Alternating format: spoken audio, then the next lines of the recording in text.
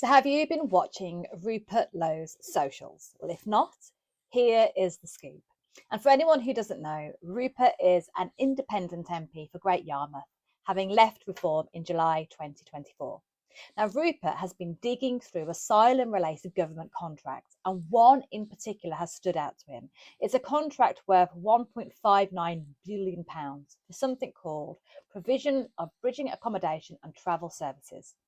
Now, Rupert links this contract to the Bibby Stockholm barge in Dorset, which had been used to house illegal migrants. Now, interestingly, Bibby Stockholm was only used for 15 months from August 23 to November 24. So, how come this contract is so high?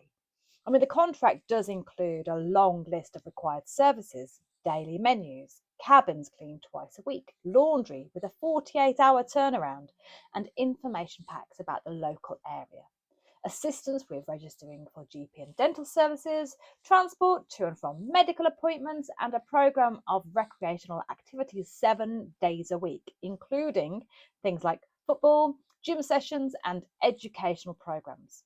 Wi-Fi is also included, access to a mobile phone 24/7, transport on demand, and support for travel both locally and beyond the local area.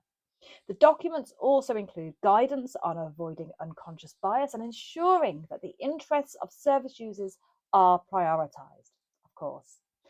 But even with all that, it's a lot of money for a barge which only houses 500 people.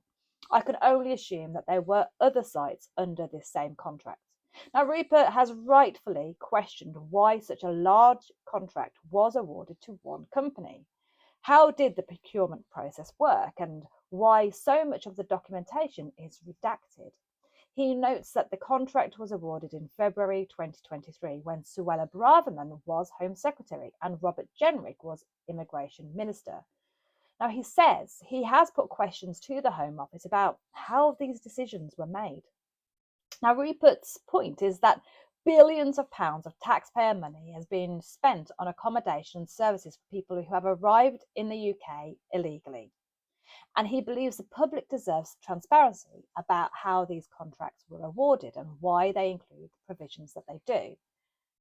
All of this is happening whilst homelessness is soaring. The waiting lists for medical appointments are getting longer, and teachers are struggling under the weight of work.